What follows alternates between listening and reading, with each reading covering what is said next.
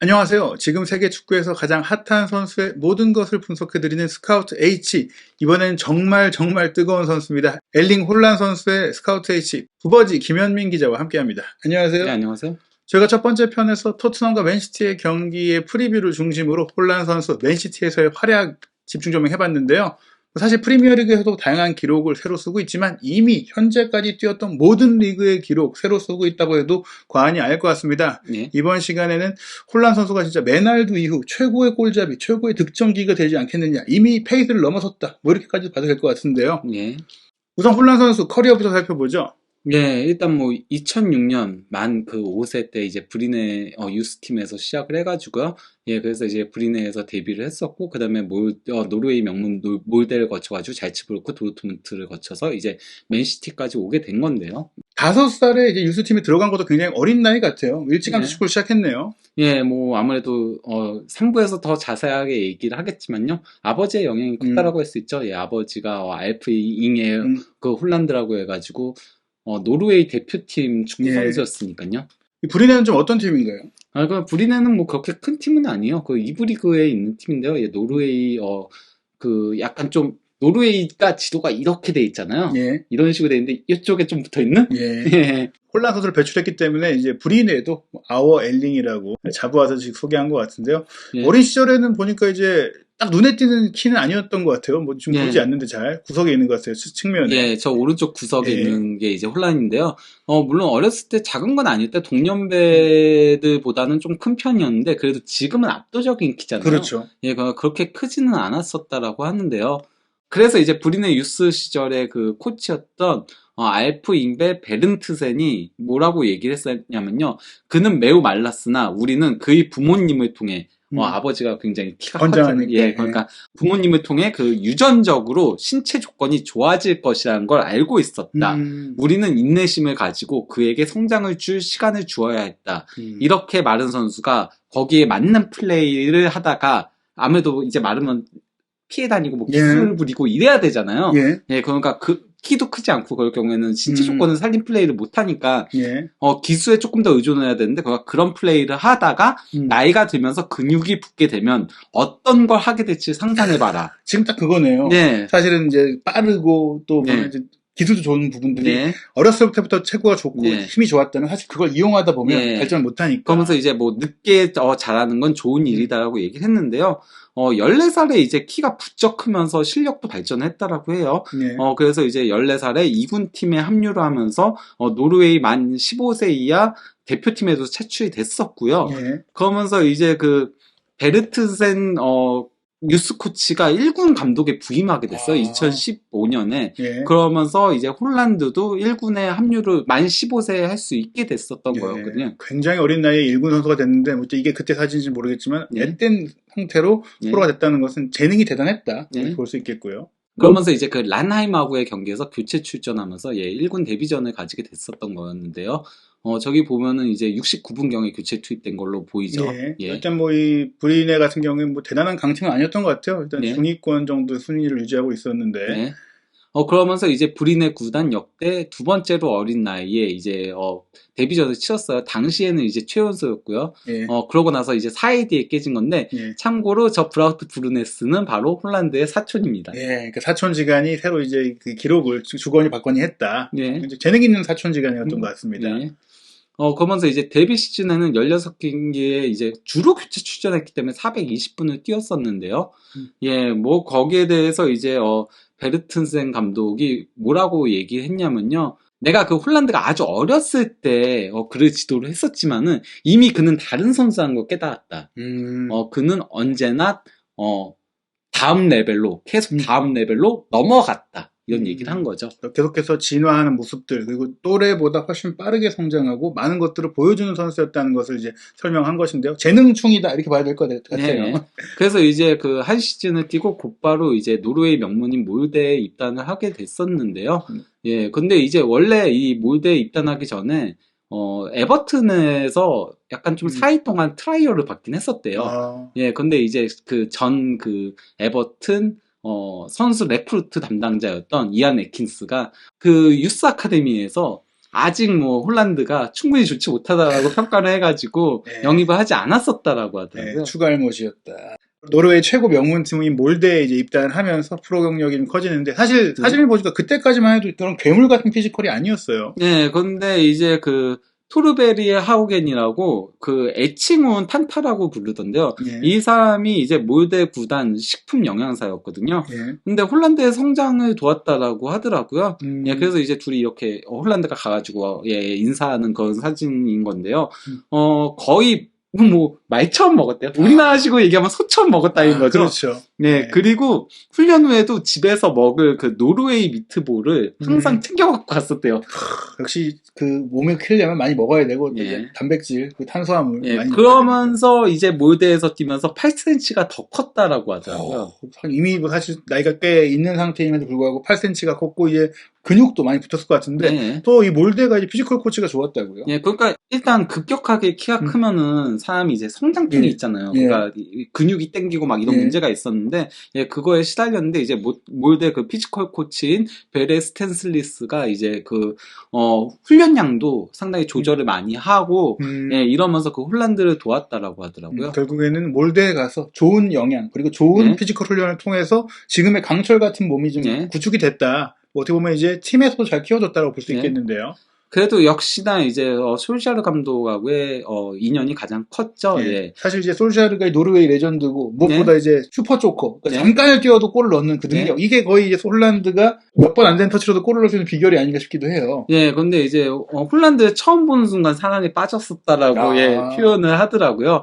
그래서 이제 홀란드를 굉장히 애지중지 키우면서 또 이제 본인의 그런 득점 노하우 같은 것들도 가르쳐 주기도 하고 했었고요. 그러니까 원래 맨유 감독이었을 때 솔샤르가 영입하려고 했잖아요. 그렇죠. 근데 이제 도트문트 갔잖아요. 그런데도 그때도 계속 연락을 주고 받았었고, 이번에 이제 그 맨시티로 이적을 했을 때도 홀란드가 한 얘기인데요. 그 솔샤르가 자기한테 너는 그 시티와 그 계약한 거를 축하한다라고 얘기하면서 하지만 잘못된 맨체스터를 선택했다라고. 예. 롱사이드. 솔샤르가 맨유 레전드 입장에서 맨시티로 간 선수에게 뭐 행운을 빌긴 좀 어렵지만 또 노르웨이 후배니까 그렇죠. 또 본인도 언제 또 노르웨이 대표팀 감독이 될 수 있잖아요. 네. 이런 이어질 수가 있기 때문에. 그리고 또 어쨌건 간에 애제자니까요. 그렇죠. 예, 본인이. 네. 그래서 이제 혼란과 솔샤르는 좋은 인연이 이어지고 있다. 네. 결국에 혼란이 성장하는 과정 속에 좋은 분들도 많이 만났고 결국에 몰드에서의 기록은 좀 어땠나요? 뭐 데뷔 시즌은 아무래도 이제 성장통 때문에 많이 출전도 못했었고요. 예, 뭐좀 고전을 하면서 2골 1도움을 기록을 하긴 했었는데요. 이제 그 2017-18 시즌 2년차 때 이제 12골 4도움을 올리면서 팬을 터뜨리기 시작을 한 거였죠. 드디어 이제 혼란스러운 기록이 나왔고 이때도 어려요. UEFA 유스리그를 병행할 정도니까 여전히 그렇죠. 10대의 나이였기 때문에 뭐 이 기록이 뭐 실망스러운 부분은 아니고요. 이 기록만으로도 유럽에서 우수한 재능들을 많이 영입하던 잘츠부르크로 이적을 했어요. 네, 그러니까 잘츠부르크 800만 유로의 이적료로 이적을 하게 됐는데요. 근데 이제 이때도 숄샤르가 맨유한테 홀란드를 영입하라고 추천을 했었대요. 그때 이제 뭐 유스 감독 하던 때였을까요? 뭐 아니요. 아직 몰데 감독을 하고 있는데 우리가 붙잡기엔 너무 커버렸기 때문에 떠나보내야 되는 거는 정해졌는데 그래서 원래 그때 유벤투스도 제의를 했었대요. 근데 유벤투스는 이적료가 적어가지고 잘츠부르크한테 밀린 거고요. 그냥 맨유한테 영입을 하라고 추천을 했는데 맨유에서 뭐 그렇게 그랬다라고 하더라고요. 역시 추갈못. 역시 혼란의 재능을 못 알아봤다. 결국에 이제 그래서 뭐 사실 많은 영입 경쟁이라기보다는 잘츠부르크가 잘 알아보고 영입을 했다고 볼 수 있겠는데 뭐 프리미어리그 팀들이 많이 그래도 관심은 보였나 봐요. 네, 그러니까 뭐 이 선수가 그 노르웨이 국적이지만은 뭐 3부에서 더 자세하게 얘기 드리겠지만은 리즈 출신이잖아요.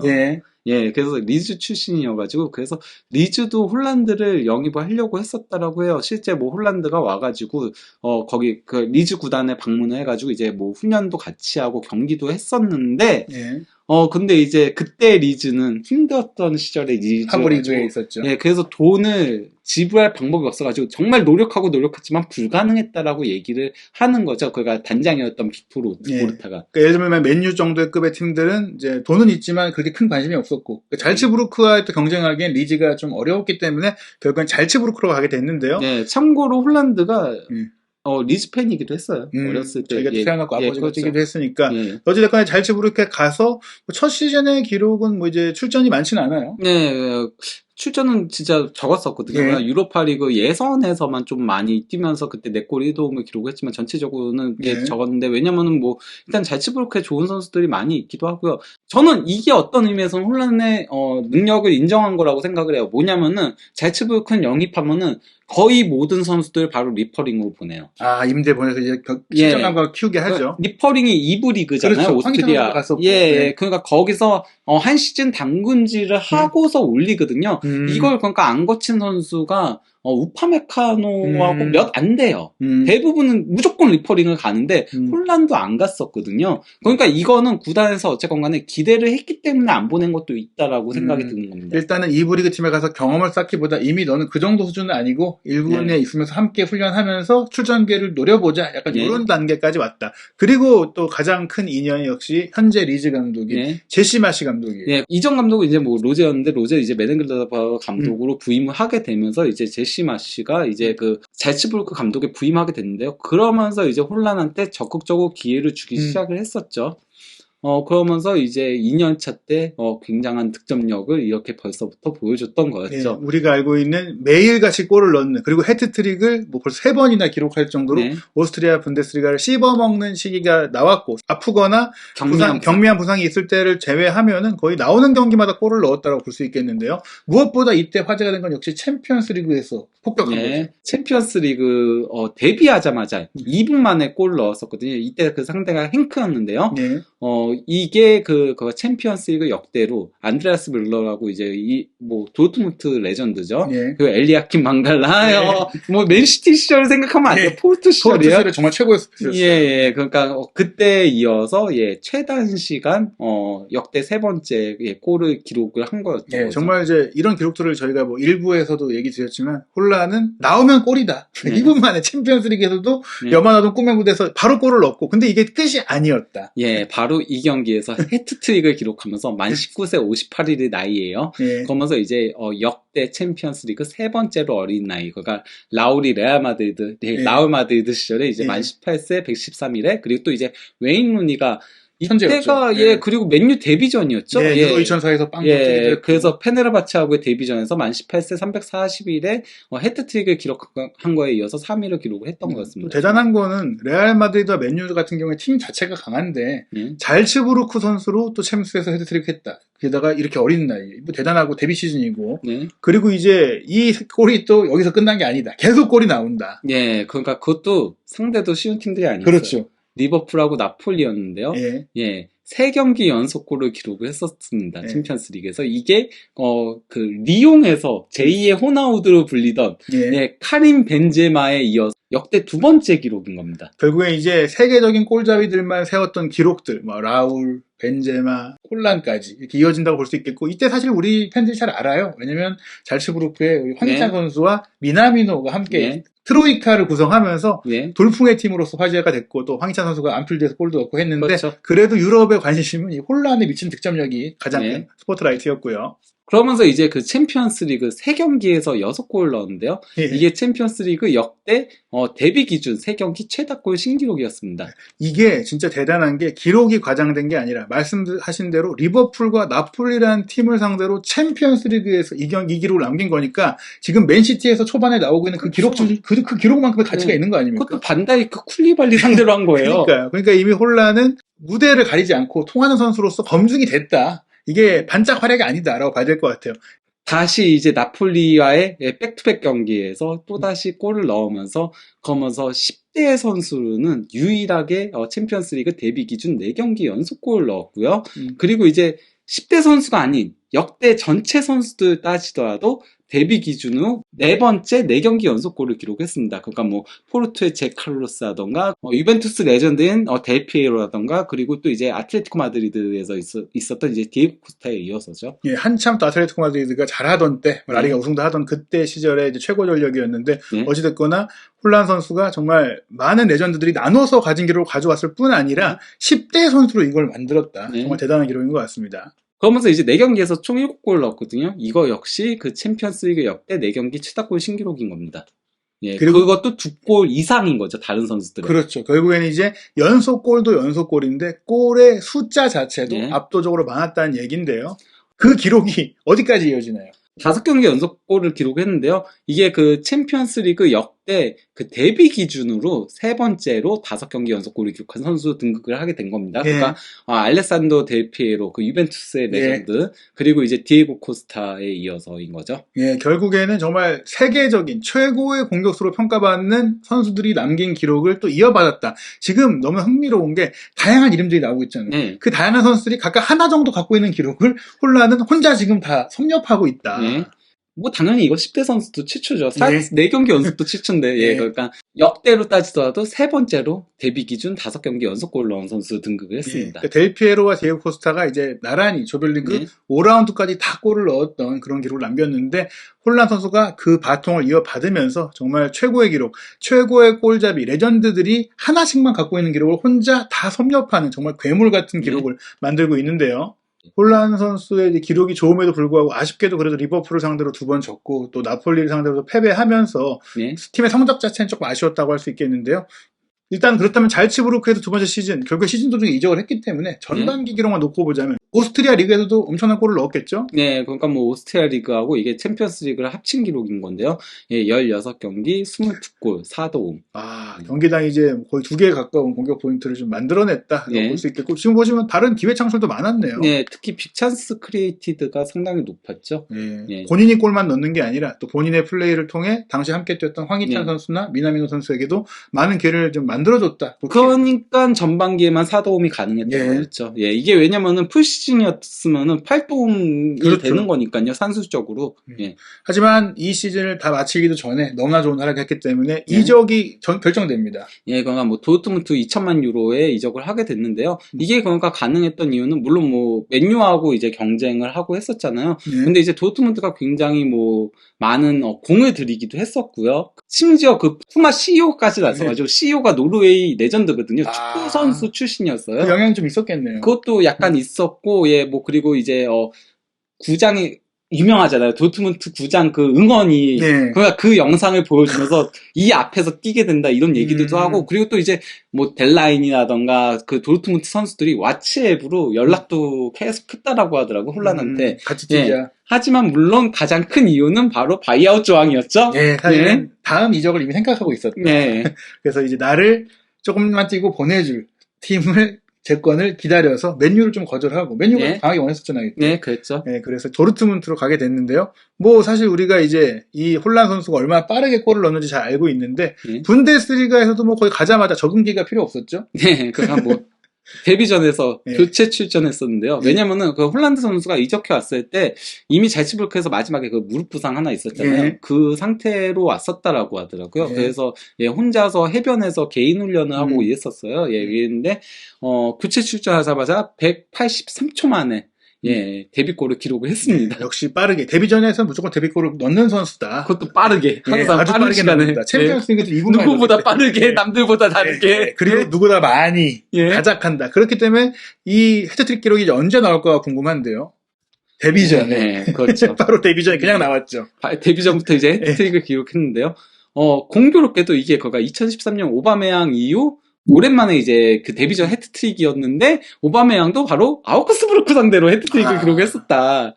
결국에 이제 아우크스부르크가 참 도르트문트에겐 좋은 그 기억을 선사했는데 어쨌든 네. 7년 만에 깬 기록이니까 데뷔전 헤트트릭 자체가 아무리 뛰어난 공격수라고 해도 쉽지 않은 건데 네. 홀란 선수가 빠르게 두각을 나타냈고 거기다가 오바메양은 어쨌건 간에 선발 출전했고 예. 예, 그리고 이제 홀란드는 교체 출전했으니까요. 예. 예, 그리고 이제 이어진 켈른하고의 경기에서도 또 멀티골을 기록했거든요. 예. 이때도 교체 출전했어요. 예. 그래서 두 경기 도합 57분 뛰고 5골을 넣었어요. 예. 당연히 분데스리가 역대 최단 시간 5골 예. 데뷔 기준. 예, 예. 결국에는 프리미어리그에서도 지금 뭐 6경기 만에 10골을 넣었던 홀란인데 지금 뭐 분데스리가에서는 2경기 만에 5골이니까 더 빠른 페이스를 보였던 뭐 본인의 능력을 보여줬던 이제 무대였고요.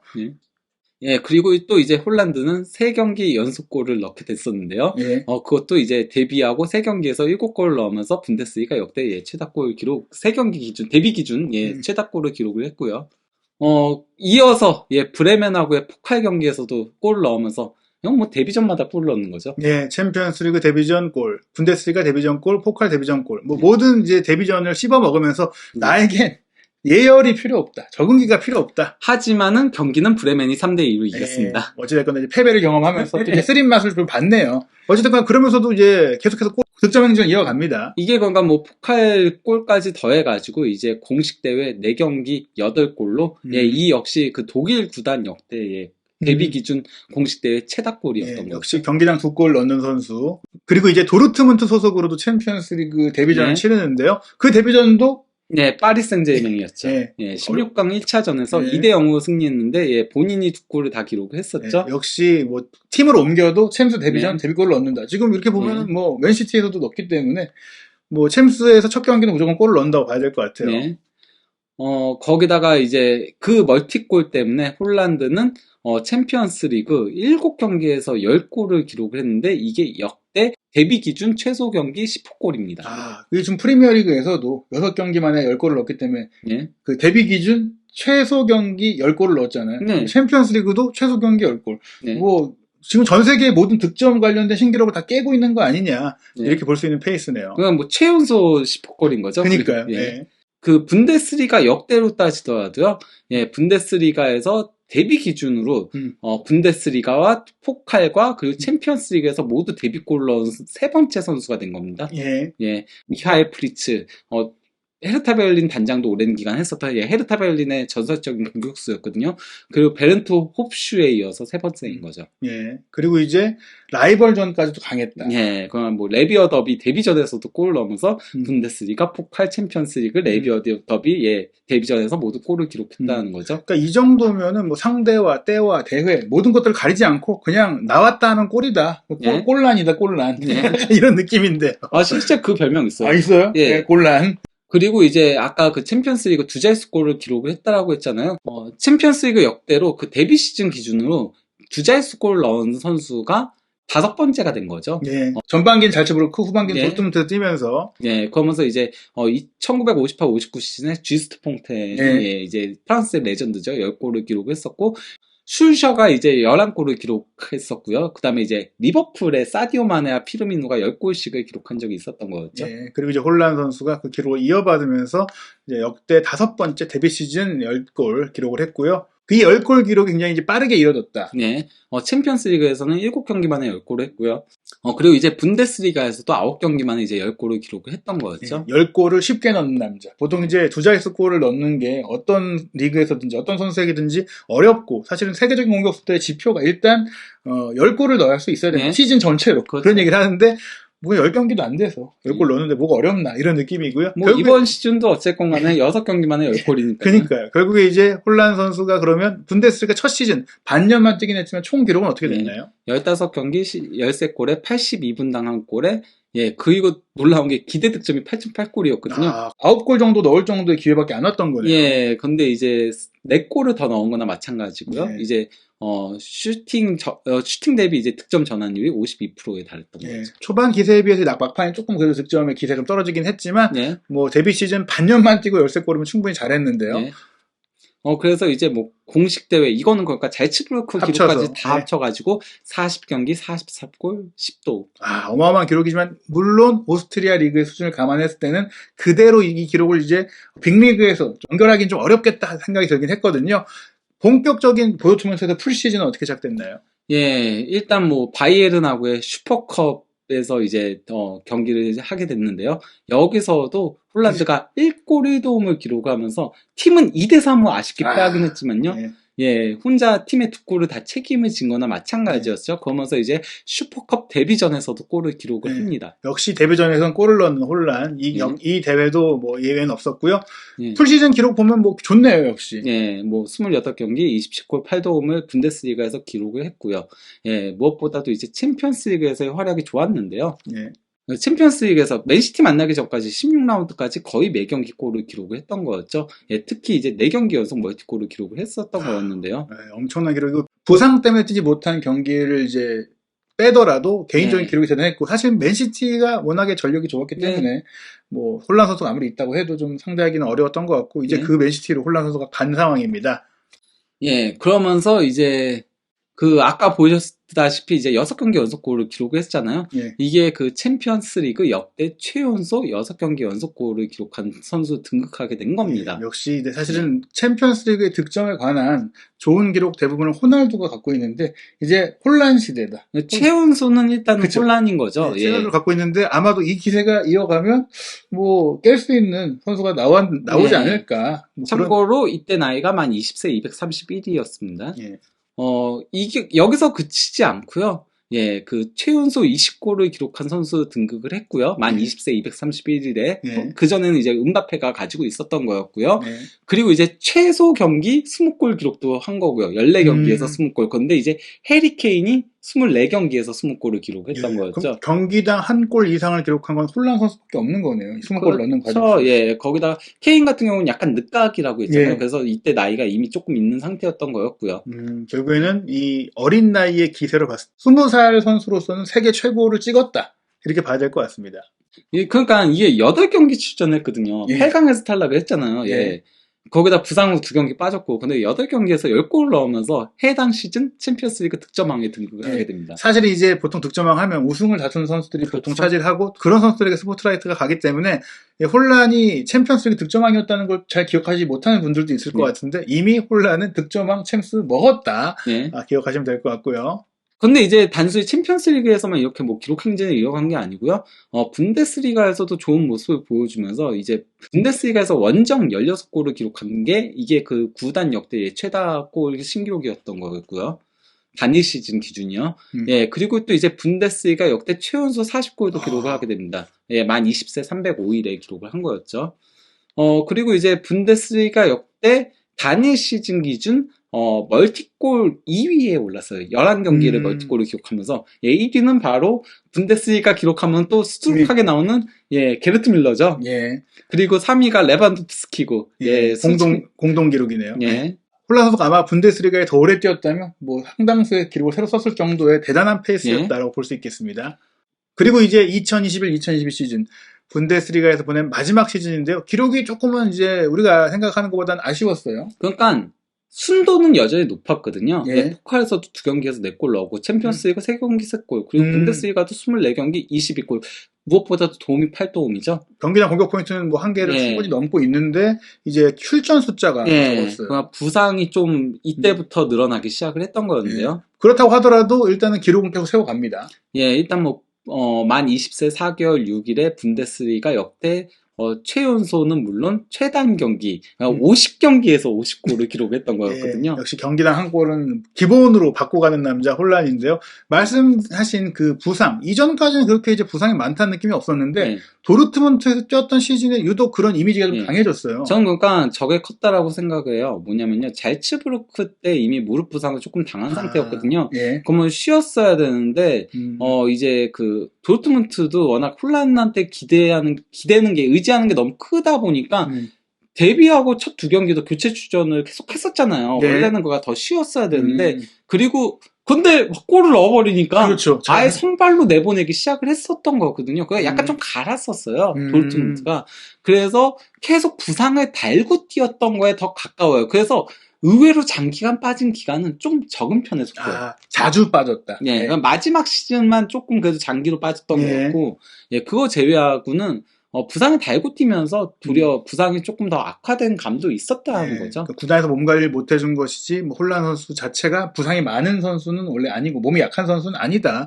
뭐 이렇게도 봐도 될 것 같은데요.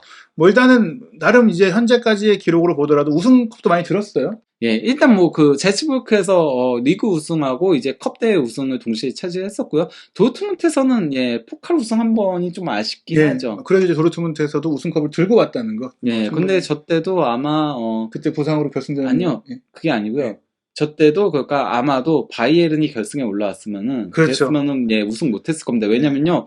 혼란이 단 한 번도 바이에른을 이렇게 못 이겼어요. 예, 혼란은 골을 넣었지만. 예, 혼란은 바이에른 상대로 굉장히 강했어요. 거의 매 경기 골을 넣었는데도 바이에른에는 도르트문트 킬러 레반도프스키가 있었거든요. 레반도프스키가 특정 팀 상대로 가장 많은 골을 넣은 게 바로 이 도르트문트예요. 예, 사실 그 레반도프스키의 존재 때문에라도 그 혼란이 또 분데스리가에서 그렇게 많은 골을 넣고도 독일 내 대회에서는 득점왕을 차지하지 못했다. 그가 뭐 20세 이하 월드컵 득점왕을 했었고 이제 챔피언스리그 득점왕도 했고 네이션스리그 득점왕도 했는데 그 외에 이제 뭐 2020년 오스트리아 리그의 올해의 선수에도 선정이 됐었고요.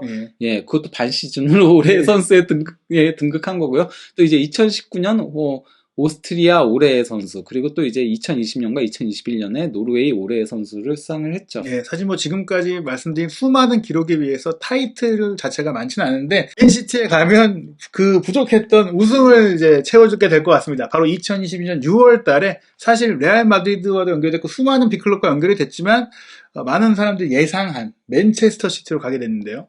맨체스터 시티가 바이아웃 조항인 6천만 유로를 지불해서 이제 영입을 하게 됐는데요. 사실은 이제 바이아웃 조항 이 6천만 유로는 유럽 대부분의 빅클럽이 충분히 감당할 수 있는 금액인데 혼란 선수가 좀 골라갔다라고도 볼 수 있을 것 같아요. 이 골라간 거에 대해서 그가 비하인드 얘기가 이제 뒤에 슬래틱에 나온 건데요.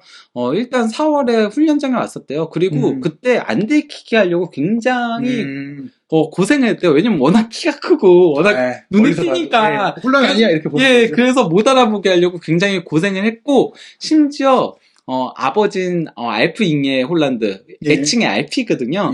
그 알피가 원래는 맨체스터 시티와 리버풀 경기를 관전하러 오기로 되어 있었대요. 근데 이러면은, 만난 거 미리 들킬까봐. 사전 접촉. 그래서 취소를 했었다라고 하더라고요.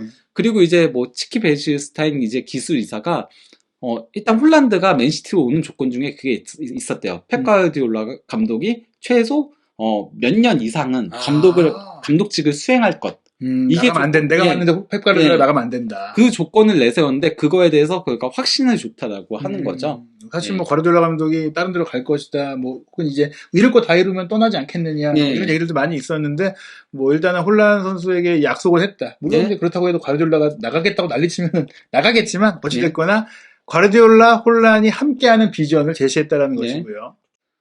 그리고 이제 뭐, 이거는 일부 뒤로 또 넘긴 거거든요. 이번의 기록이긴 하지만은, 왜냐면 챔피언스 리그 기록을 워낙 많이 얘기했기 때문에 조금 연결해서 하려고 하는데, 데뷔전에서 또다시 골을 넣으면서, 3개의 각기 다른 팀에서, 데뷔전 데뷔골 넣은 역대 4번째 선수 등극을 한 거죠. 맨시티에 와서도 정말 기록의 하나이로서의 면모를 이어가고 있고요.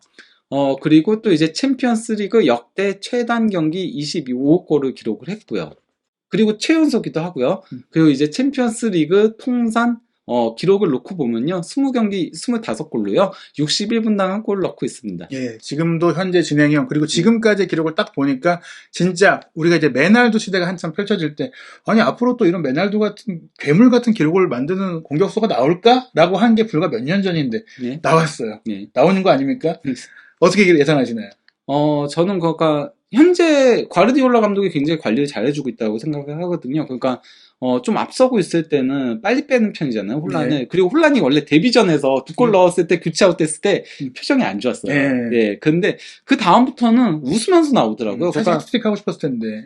어쨌건 간에 그 다음부터 웃으면서 나오는 거 보면은 과르디올라 감독과 얘기도 잘 된 것 같아요. 그렇기 때문에 너가 매 경기 나와야 되기 때문에 우리는 교체 아웃 시킬 수밖에 없다. 너 관리를 위해서라도 이렇게 얘기를 한 것 같아요. 그렇죠. 본인이 이제 욕심이 나면 빨리 넣어야죠. 골을 빨리 넣고 기분 좋게 나와야 될 것 같습니다. 그렇기 때문에 이제 혼란 선수가 앞으로 정말 어떤 기록을 어떻게 써나갈지 정말 메시가 기술적으로 최고였고 호날두도 강철 같은 몸을 갖고 있었는데 지금은 그것보다 더 괴물 같은 몸에다가 속도에다가 기술까지 장착한 이 혼란 선수 보는 재미가 있어요. 기술은 메시랑 비교가 안 되죠. 그 기술은 슈팅 기술. 그건 안 되죠. 어쨌거나 이제 혼란 선수와 음바페 선수가 지금 세계 최고의 메날두의 후계자로 불리고 있는데 혼란 선수 지금까지 이야기 잘 정리해봤습니다.